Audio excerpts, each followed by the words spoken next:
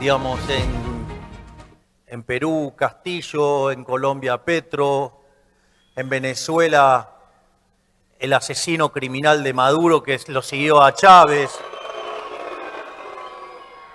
el mentor de toda esta basura, digamos, Fidel Castro y sus secuaces que hoy siguen en el poder. Entonces, o en España, digamos, tener, digamos, Zapatero, Sánchez y demás torturas que tienen los pobres españoles con eso. Lo importante es que fueron exitosos en lo cultural, fueron exitosos en lo político, pero como sus ideas son un espanto, a donde van generan miseria. Y eso abrió la oportunidad de que hoy en el mundo, de la mano de Donald Trump, de Bukele y nosotros aquí en Argentina, digamos, en el mundo se respiren nuevos vientos de libertad. Por lo tanto, estamos frente a una oportunidad histórica para empezar a cambiar el mundo, pero no alcanza, como pasó en los 90, con gestionar bien.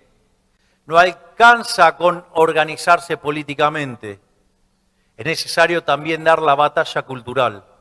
Y en eso CIPAC tiene un rol fundamental y que es lo que nos va a ayudar a que nos podamos coordinar internacionalmente para que, digamos, los zurdos no nos entren por ningún lado.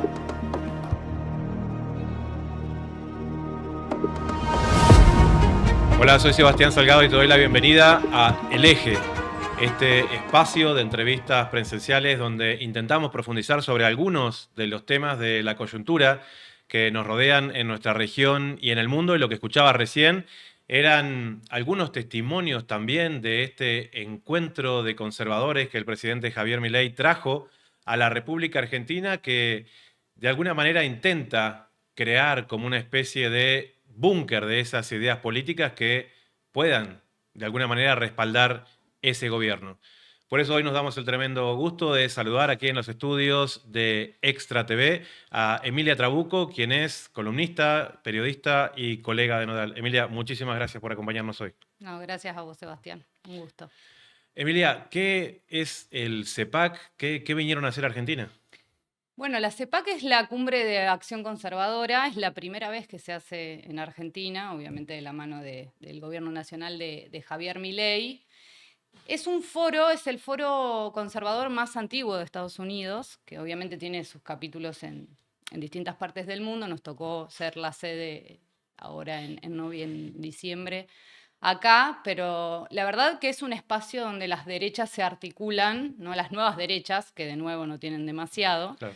Porque, bueno, los actores que están detrás son estos, ¿no? Obviamente el Partido Republicano, el Tea Party, ¿no? Todos los sectores de derecha más conservadora en Norteamérica con, bueno, obviamente mucho interés en nuestra región. ¿Se mezclan ahí lo que se conoce ahora como globalistas y nacionalistas dentro de ese armado? Ellos se muestran como quienes van a enfrentar al globalismo, ¿no? Un poco creo que esto marca la profundización de este enfrentamiento entre proyectos, ¿no? Que se denominan globalismo y neoconservadores, ¿no? Este sería el foro de los neoconservadores, que bueno, plantean esta agenda woke, como le dicen ellos, ¿no? Del globalismo, que tiene que ver con el cambio climático, el feminismo, que es una agenda globalista que en Estados Unidos está representada por otros intereses políticos que tienen que ver principalmente con el gobierno demócrata, ¿no? Entonces, bueno, esa división que está en las entrañas del propio imperio norteamericano, ¿no? Y eso es lo que se vio también en las últimas elecciones, que dieron este rotundo triunfo de Donald Trump, que hoy se erige también como uno de sus mayores representantes.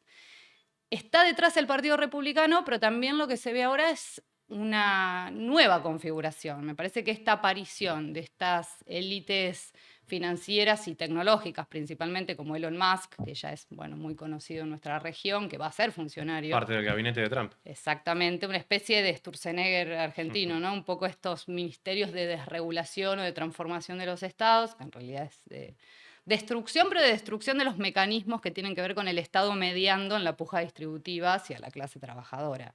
Ellos no destruyen todos los mecanismos del Estado. Y estas nuevas Lo que es vinculado a seguridad interna, ese lo fortalecen.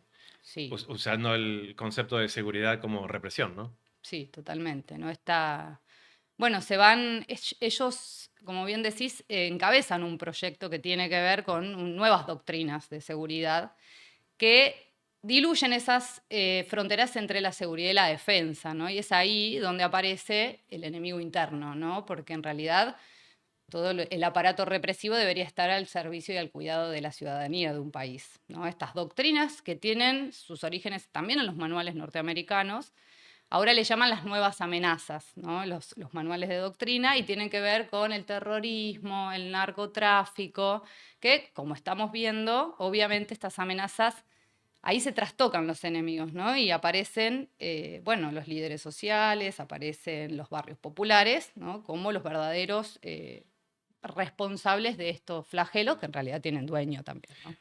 ¿Cómo podemos pensar este concepto en donde lo conservador siempre nos sonó a elites, pero que a su vez tengan una pata popular que les hace ganar elecciones? Sí, yo creo que eso es lo principal, ¿no? El elemento principal que tenemos que ver. Creo que estamos en un momento, ¿no?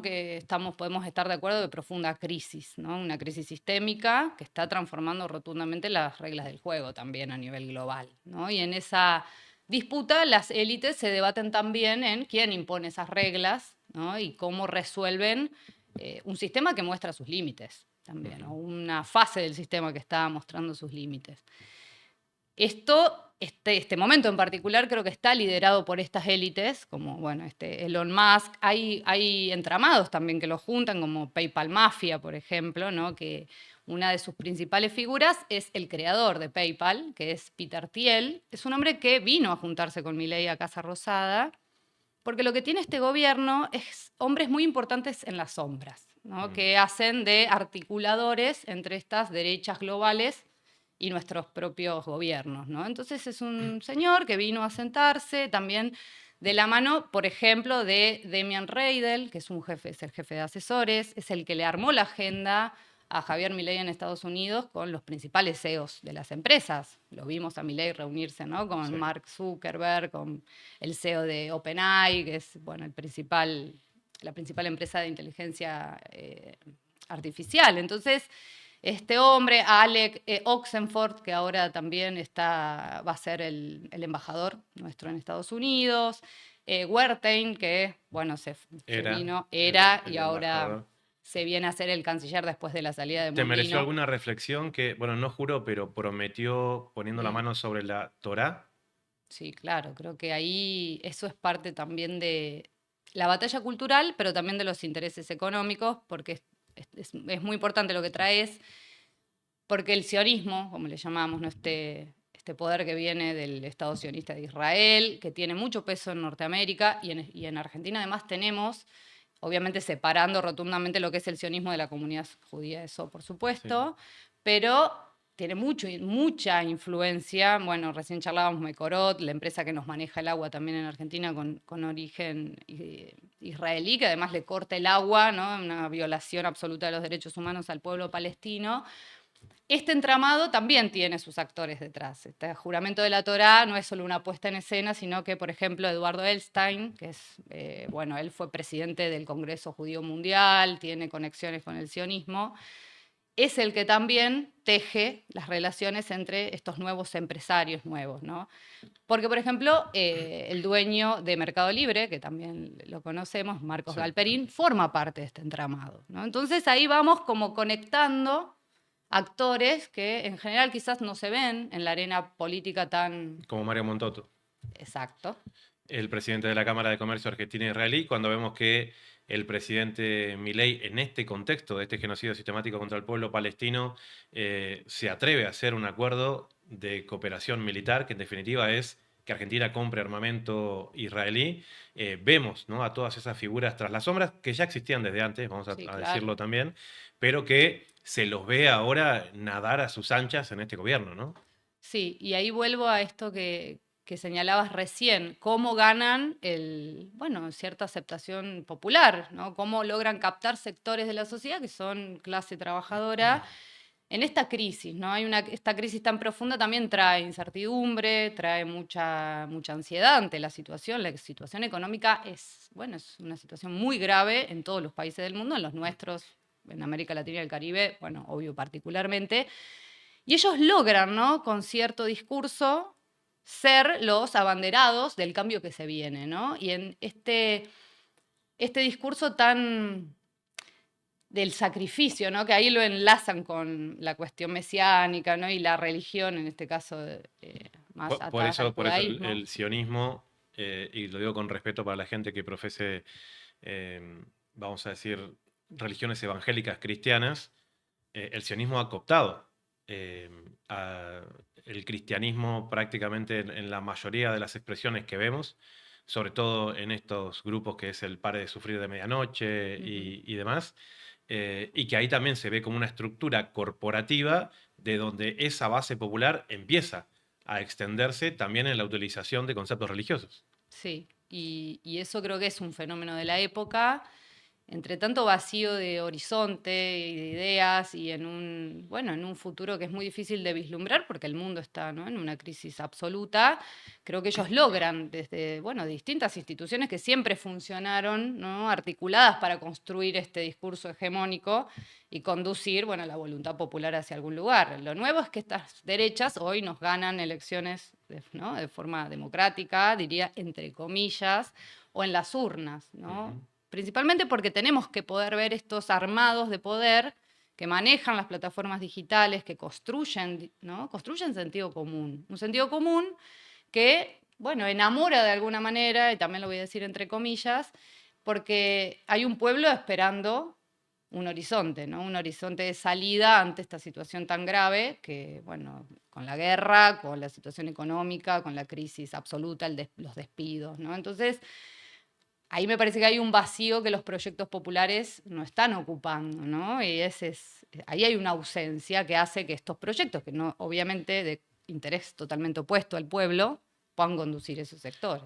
Sin duda que los procesos electorales tienen una cuestión visceral. Tendríamos que ver si el sentimiento que prima ahí es el amor o todo lo contrario, ¿no? Porque cuando uno escuchaba a la hora de votar previo, ahora que se está cumpliendo un año de lo que es este año del presidente Milei en la Casa Rosada, el concepto que se escuchaba mucho es que reviente todo. O sea, si a mí Claro. me está yendo mal, que reviente todo. Y yo lo escuché de una manera bastante extendida. Entonces se ve una visceralidad ahí que a través de un canto de las sirenas político ha logrado encauzar este tipo de cosas. Ahora, eh, cuando compartimos algunos espacios políticos vinculados a lo que es el gobierno venezolano, vemos ahí una vanguardia que va anticipando muchas cosas de las que están pasando.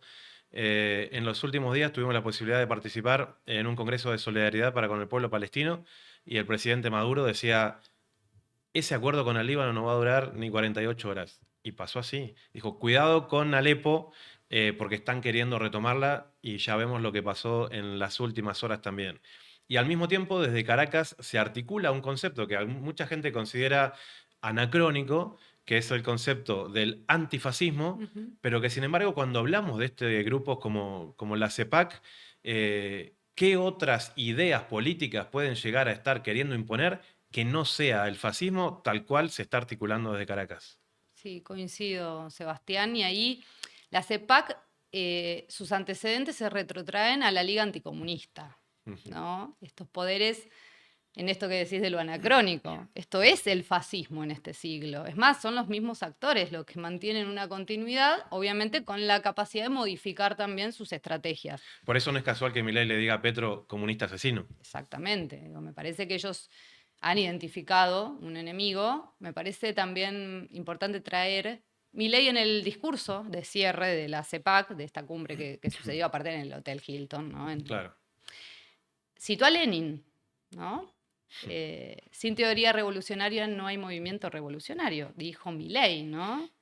Y vi una publicación de La Libertad Avanza que cita de nuevo esta frase de Lenin y lanza las 10 verdades mileístas, ¿no? Y obviamente a la izquierda se la combate con más derecha, ¿no? Tenemos que estar dispuestos a morir por esta causa justa. A los centristas les importa más las formas que la violación de nuestros derechos humanos.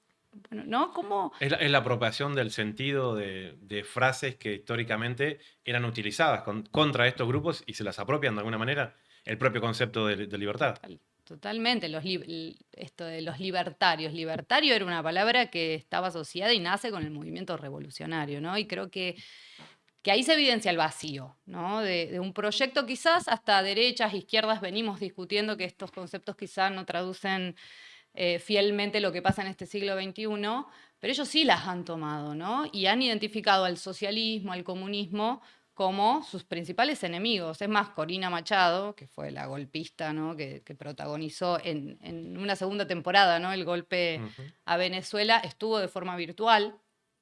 La saludó, aparte el presidente de la CEPAC, ¿no? Como la defensora de la libertad en Venezuela. Entonces, a mí me parece que esto tiene que habilitarnos algunas preguntas. Que cite a Lenin, que hable de libertad, cuando es un concepto, ¿no? Del campo popular. Tiene que ponernos a pensar en algunas cosas. El fascismo creo que es una gran forma de definirlo. Ellos también toman muchos conceptos de Antonio Gramsci. Bueno, Agustín Laje, que es ahora el director de la Fundación Faro, es uno de sus principales intelectuales, ¿no? Claro. Estuvo también en la cumbre. Se lanzó hace poco el foro también con empresariado, porque alguien lo tiene que financiar y obviamente de eso los muchachos saben Siempre bien lo que estuvieron hacen. financiados igual, ¿no? Siempre. Y con los poderes más grandes del mundo, ¿no?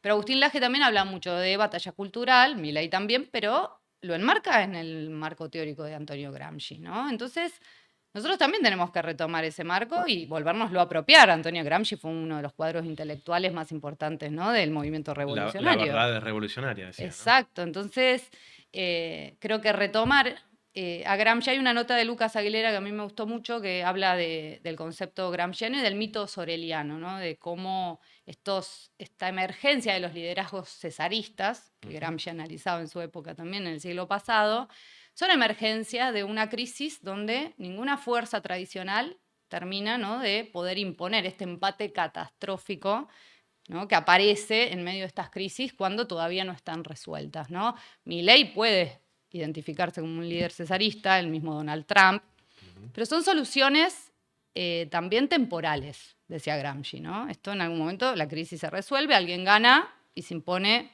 un nuevo sistema, una nueva fase del sistema, y alguien impone nuevamente las reglas del juego. Y me parece que ese contexto hay que poder leerlo porque también es un contexto de oportunidad. Estos líderes cesaristas evidencian eso, ¿no? Este marco de empate catastrófico, donde las derechas reaccionarias están logrando esto que decías vos, bueno, el amor o el odio motoriza, la bronca, la violencia. Me parece que hay que volver, la humanidad no es violenta por naturaleza, ¿no?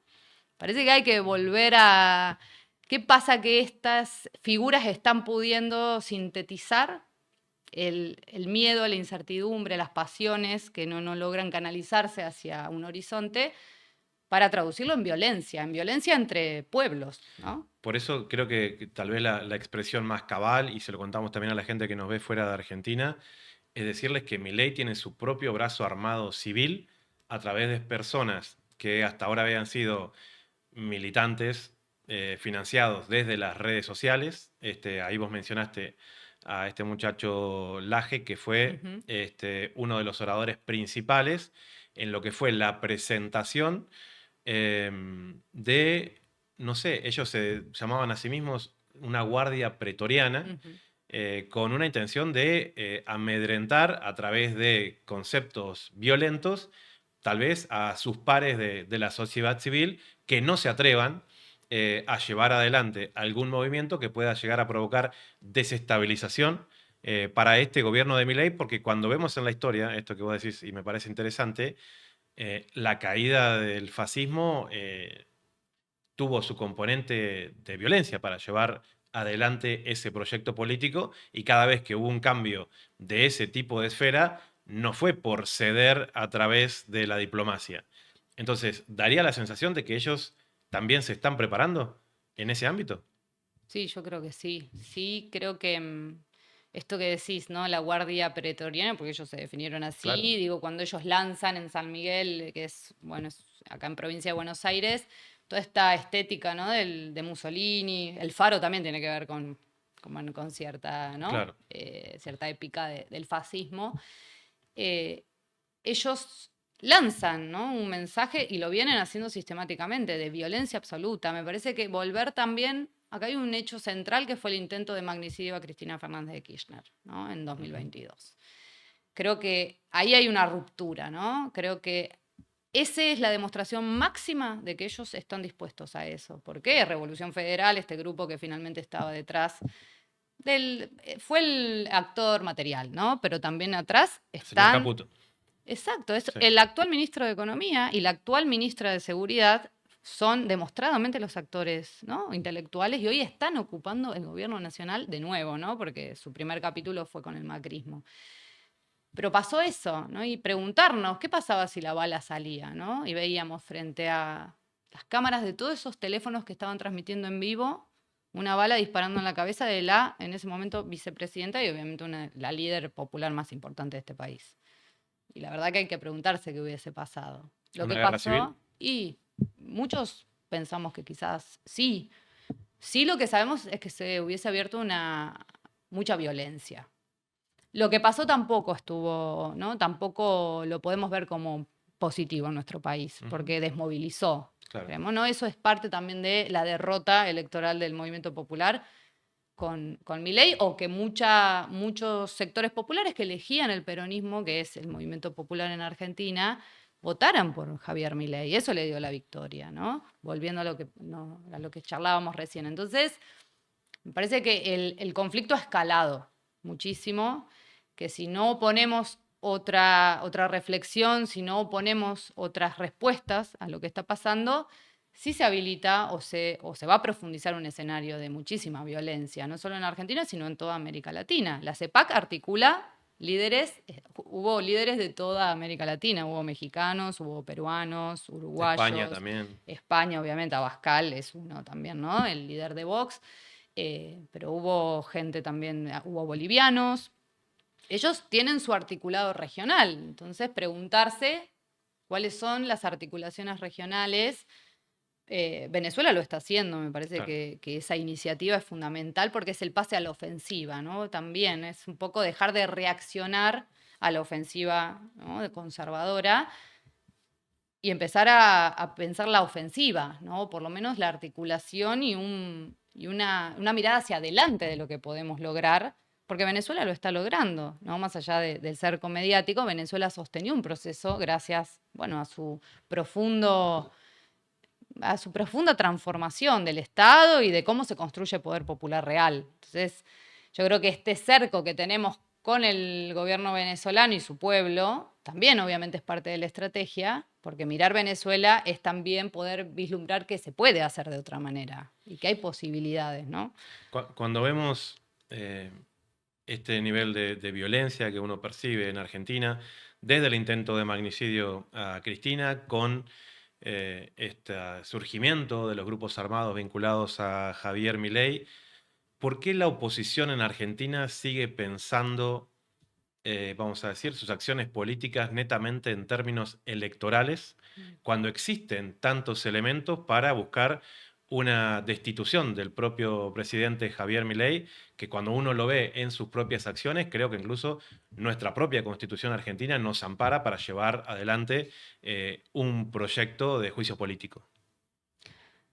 Sí, me encantaría tener la respuesta a eso, ¿no? Pero creo que hay un problema que es seguir pensando este tiempo con recetas anteriores, ¿no? Creo que a veces se piensa la política con, bueno, reglas del siglo, hasta del siglo anterior, te diría. Obviamente la vía electoral es importante. Obviamente se disputa, hay una batalla que dar ahí porque el control del Estado es un medio pero es un medio, ¿no? Y creo que ya está demostradísimo y es un medio además cada vez más socavado, ¿no? Estas fuerzas que avanzan también destruyen el poder del Estado, ¿no?, para incidir en la realidad. Entonces, a mí creo que es grave que la única salida sea electoral. Además, hay un pueblo descreído de la política tradicional, entonces ellos caminan mucho sobre la antipolítica. Ellos se paran además en eso, ¿no?, en ser la antítesis del político tradicional. La tecnopolítica le llaman, una política más eficiente, ¿no?, donde obviamente el Estado no se mete en tu libertad individual y todo lo que ya sabemos que construyó el capitalismo y el neoliberalismo en estos tiempos. Pero ahí me parece que hay que poder discutir qué Estado queremos, Ujú. cómo volver a enamorar de la política como herramienta de transformación, no solo la política atada, ¿no?, a las vías tradicionales o hasta las formas de organizarse tradicionales de las organizaciones populares. Creo que este año que ha pasado de mandato de Javier Milei nos ha hecho preguntar, bueno, ¿qué pasa que hacemos las marchas históricas, como por ejemplo, la de la educación universitaria, que juntó muchísimos sectores y gente que iba por primera vez a marchar y a defender, ¿no?, la universidad y en eso un montón de reclamos más? ¿Qué pasa, no? Antes decían muchos y muchas manifestantes, antes quizás una marcha de esas características volteaba a un presidente o de último un ministro. Bueno, acá Ujú. no está pasando eso, ¿no? Y creo que el impacto que generan las acciones también hay que medirlas de otra manera, porque creo que también desmoraliza y desarticula. Bueno, no genera eso en este tiempo. Seguramente generará otras cosas que tienen que ver con rearticularse, encontrarse en la calle, que es el escenario primordial de la lucha popular, pero tenemos que pensar nuevas herramientas. Me parece que también el comportamiento de los parlamentarios en Argentina, no solo, digo, a ver, Milei llegó al gobierno sin un solo gobernador propio, Claro. 8 bancas del Senado y, si no me equivoco, 38 de 172, disculpen si no soy exacta con el número de diputados. Una minoría y una debilidad parlamentaria absoluta, y logró todas las medidas que se propuso, incluidos los ley bases, el mega decreto de necesidad y urgencia, que son anticonstitucionales. Bueno, pero ahí están encontrando a diputados que ahora responden a la Libertad Avanza, tratando de cruzar el Paraguay con $200.000 en el quinto viaje que van haciendo. Evidentemente ahí hubo un precio, un financiamiento Totalmente. de lo que es el voto en la República Argentina, que lo conocemos desde hace muchísimo tiempo, pero que evidencian esas antiguas prácticas políticas de las cuales Milei se está sirviendo para llevar adelante ese proyecto. Por último, Emilia, yo quiero preguntarte también a lo que representa la Argentina en el mundo, porque hasta ahora nos estamos pensando en los efectos de la política de Milei hacia adentro, de alguna manera siendo parte de estas corrientes conservadoras que intenta traer aquí también, pero que también puede ponernos en el riesgo de que la Argentina sea uno de esos países que militarmente vayan a generar acciones en contra de otras democracias. Y en ese sentido vemos de alguna manera en la compra de los F-16 estadounidenses, en el armamento israelí que se está trayendo en este momento, de que Argentina, el gobierno de Milei estaría intentando poner a Argentina en lo que es la senda de países que aceptan los designios de la OTAN, y eso realmente puede tener consecuencias muy graves. Sí, eso es gravísimo. El mismo presidente lo dijo, se abandonó la política de neutralidad en Argentina. Y eso quizás no signifique mucho para muchos y muchas argentinas, pero eso trae consecuencias nefastas, digo. Y cómo en la perversidad de ellos, ¿no? Cómo dan vuelta los discursos y cómo los víctimas se convierten en victimarios, porque yo creo que ahí hay que estar mirando. Obviamente se reflotó todo lo que tiene que ver con la causa AMIA, con la causa memorándum con Irán. A Cristina la llevan a juicio oral, ahora lo anunciaron en estos días que Sí, pasaron.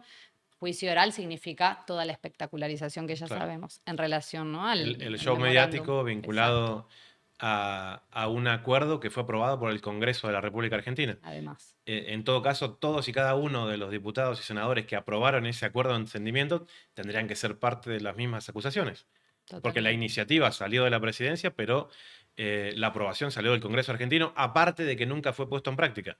No, nunca traje, porque ese memorándum de acuerdo era que trajeran a quienes se responsabilizaban, ¿no?, por los atentados en nuestro país a sentarse en la justicia. Y obviamente que no se llevó adelante porque, bueno, el desvío de las pistas sirias, digo, sabemos la manipulación y el manoseo que hubo alrededor de esa causa y que además la toman para lo que vos decís, ¿no? Ir a jugar en conflictos internacionales bélicos, que está además en una escalada muy preocupante y que en nuestro país abandonar esa, ¿no?, esa neutralidad que veníamos sosteniendo significa mucho nivel de violencia y un riesgo absoluto para los propios argentinos, si queremos no irnos a fronteras afuera, ¿no? Y que Claro. nos preocupen, por supuesto, lo que está pasando en el mundo, ¿no?, en los territorios en guerra. Pero acá ya sabemos lo que pasa, ¿no? Entonces, creo que todos estos elementos, además que ellos logran hacerlo como aislados, Ujú. ¿no? La doctrina de seguridad y defensa, con la doctrina del enemigo interno, la no neutralidad en los conflictos bélicos, el alineamiento absoluto con Occidente, que lo llaman, ¿no? Esto, Israel, Norteamérica o la OTAN. Bueno, todo tiene que ver con la realidad local, pero también con un rol que va a jugar Argentina en el mundo y que vamos a estar siendo parte de los genocidios, ¿no? Y de la violación absoluta de los derechos humanos de millones de personas en el mundo. Y ahí tenemos una responsabilidad como sociedad argentina, porque es el gobierno que votamos, ¿no? Es el gobierno donde delegamos nuestra voluntad popular. Entonces ahí también hay una responsabilidad de la sociedad argentina frente a eso. Me parece que hay que poder discutirlo, que hay que poder también dejar Milei también, él dice, bueno, nos relacionamos con el mundo ahora, bueno, con un mundo, por supuesto. Después él se relaciona igual con China, se junta con Xi Jinping, ¿no? Hay un juego ahí obviamente en el marco internacional, pero nosotros tenemos que poder generar esas conexiones también con otros procesos, con otras poblaciones, con otros países que estén pasando por lo mismo, y sabemos que la realidad local en América Latina y el Caribe no se resuelve solos, ¿no? Y eso también complica, digo, la relación que podamos hacer con Brasil, no solo entre gobiernos, no digo entre gobiernos, porque además no lo podemos hacer, pero sí entre organizaciones, sí entre experiencias, ¿no? de organizaciones populares, sino todo el proceso va a estar comprometido, ¿no? Porque el enemigo o estas derechas también nos miran a América Latina y el Caribe como una región, Claro. ¿no? Emilia, muchísimas gracias. No. Emilia Trabuco, columnista, investigadora de Nodal, estuvo aquí con nosotros en El Eje, tratando de contarnos un poco de qué se tratan estos grupos conservadores de los cuales Milei intenta importar algunas de esas ideas aquí a la República Argentina. Muchísimas gracias por haber estado aquí con nosotros. Gracias, Sebastián, a ustedes por la invitación. Esperamos volver a encontrarnos aquí la próxima semana a